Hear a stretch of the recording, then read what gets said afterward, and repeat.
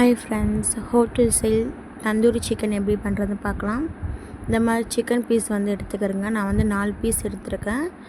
இதில் வந்து இந்த மாதிரி கத்திகள் வச்சு கோடு கோடாக போட்டுக்கிறேங்க. ஏன்னா அப்போ தான் வந்து இந்த மசாலா எல்லாமே இறங்கும், நம்மளுக்கும் சாப்பிடும் போது நல்லா ஜூஸியாக இருக்கும். இந்த மாதிரி எல்லா பீஸ்லேயுமே வந்து இந்த மாதிரி லைட்டாக வந்து கோடு போட்டுக்கிறேங்க. போட்டுட்டு இதுக்கு என்னென்ன மசாலா சேர்க்கலான்னு பார்க்கலாம். ஒரு ஹாஃப் லெமன் ஜூஸ் சேர்த்துக்கிறேங்க. தேவையான அளவுக்கு உப்பு சேர்த்துக்கிறேங்க. 1.5 டீஸ்பூன் வந்து மல்லித்தூள், 1/2 டீஸ்பூன் மஞ்சள் தூள், 1 டேபிள் ஸ்பூன் வந்து ஜீரகத்தூள், காஷ்மீர் மிளகாத்தூள் வந்து 2 டேபிள் ஸ்பூன் சேர்த்துக்கிறேங்க.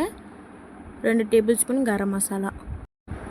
இப்போ வந்து 2 டேபிள் ஸ்பூன் வந்து இஞ்சி பூண்டு பேஸ்ட்டு சேர்த்துக்கிறேங்க. அப்புறம் வந்து கொஞ்சமாக கெட்டி தயிர் வந்து சேர்த்துக்கிறேங்க.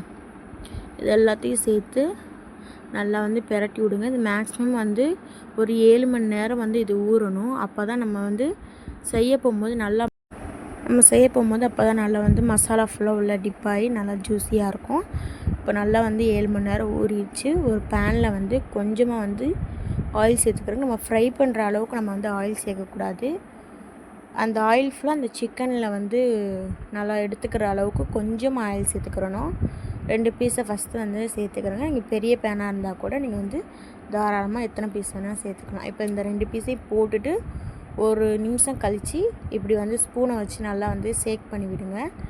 அதுக்கப்புறம் பார்த்திங்கன்னா இந்த அளவுக்கு வந்து பிரட்டி விட்டதுக்கப்புறம் இதை வந்து மெயினாக இந்த ஹோட்டல் ஸ்டைலில் வர்றதுக்கு வந்து இந்த மசாலா ஃபுல்லாக வந்து கீழே போயிடும். அதை ஃபுல்லாக எடுத்து நம்ம மேலே வைக்கிறது தான். ஸோ செம்ம டேஸ்ட்டாக இருந்தது. நீங்கள் இதே மெத்தடில் ட்ரை பண்ணி பாருங்கள். சிக்கன் அவ்வளோ ஒரு ஹோட்டல் நம்ம வீட்டில் பண்ண மாதிரியே இருக்காது, ஹோட்டல் ஸ்டைலில் தான் இருக்கும். இந்த வீடியோ பிடிச்சினா லைக் பண்ணுங்கள். தேங்க்ஸ் ஃபார் வாட்சிங்.